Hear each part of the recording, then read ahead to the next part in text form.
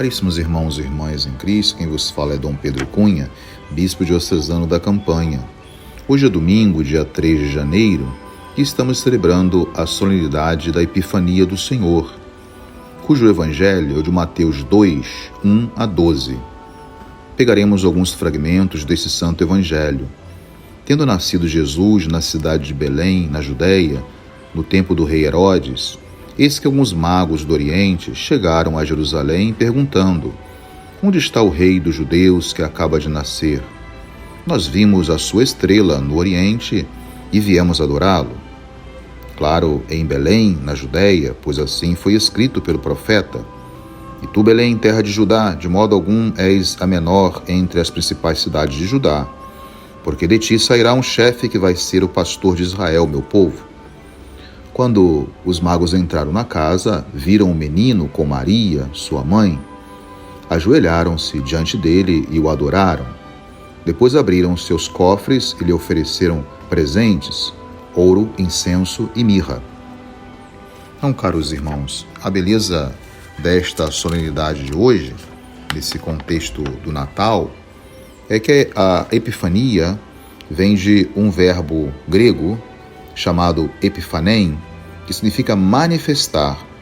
Por isso, celebrar a Epifania do Senhor significa celebrar a manifestação, a revelação de nosso Senhor Jesus Cristo, Verbo encarnado, a todos os povos. Então, a Igreja celebra hoje essa Epifania, remontando, então, os primórdios do cristianismo, ou seja, mostrando que Cristo é a luz dos povos.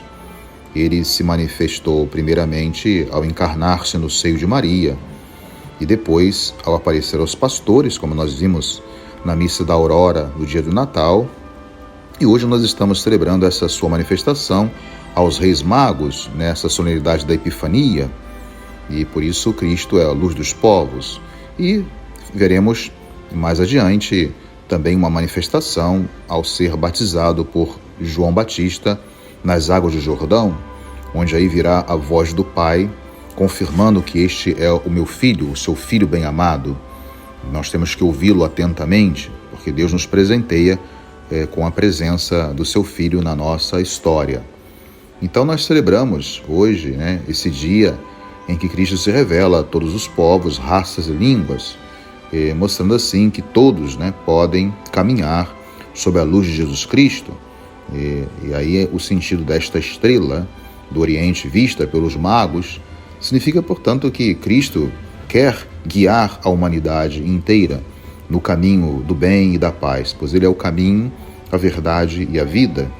E, na verdade, como o Papa Francisco, na Fratelli Tutti, gosta de sublinhar, o próprio Cristo vem à humanidade para formar uma só família.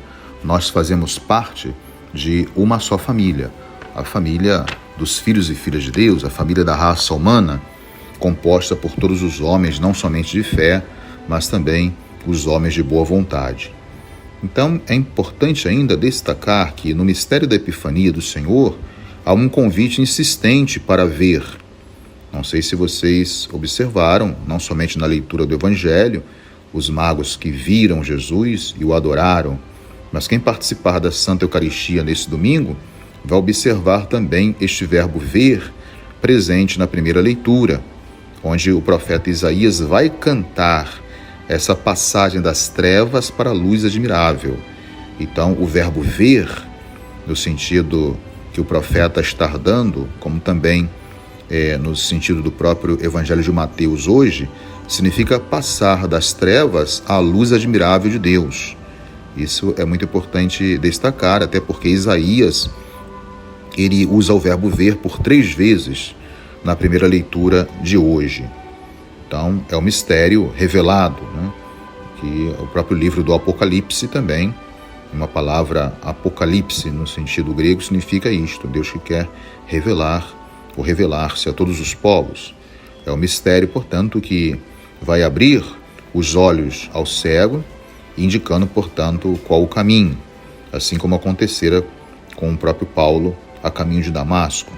Então, um traço marcante no Evangelho de Mateus é sublinhar que os magos viram esta estrela. Aí também o verbo ver utilizado, Não é um ver aparente ou físico, mas é um ver guiado por Deus, uma visão dada por Deus. Então, assim como os magos veem Jesus e se prostram, diante de Jesus, esse ato de prostração e adoração eram atos reservados simplesmente a Deus, como nós fazemos hoje diante de Deus, E nós nos ajoelhamos e o adoramos, presente no augusto sacramento da Eucaristia. Assim também é interessante observar que Mateus está escrevendo para judeus convertidos, que essa adoração se faz presente aqui no nascimento, como também a prostração e adoração estará presente na ressurreição, onde também os discípulos de Jesus vão se prostrar diante do ressuscitado. Então, para sintetizar a mensagem tão bonita de hoje, é recordar que hoje nós estamos celebrando a manifestação, epifania, ou epifania, e o próprio reconhecimento, assim por dizer, pelos povos pagãos, desta divindade, a messianidade e a divindade de Jesus. É isso que nós celebramos na liturgia e, ao mesmo tempo, é isso que nós esperamos, porque queremos que todos os povos reconheçam e adorem Jesus Cristo como sendo o nosso Deus, e não somente o Deus de Israel. Ou seja, é na luz de Jesus que todos os cristãos devem caminhar, e é para essa luz que deve se encaminhar também toda a humanidade. Nosso olhar não pode ser simplesmente para nós, mas a preocupação na nossa missão de também levar essa luz àqueles que jazem nas trevas. Observamos no Santo Evangelho que as próprias autoridades de Jerusalém não acolheram essa luz verdadeira que é Jesus.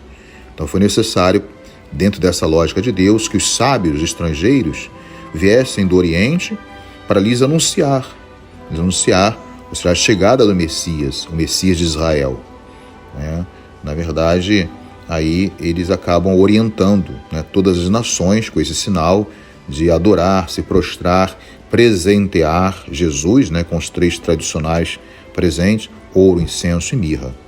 Então, é na verdade aí um sinal do plano universal da salvação de Deus, que está presente no seu Filho, nascido entre nós e reconhecido por todos os povos.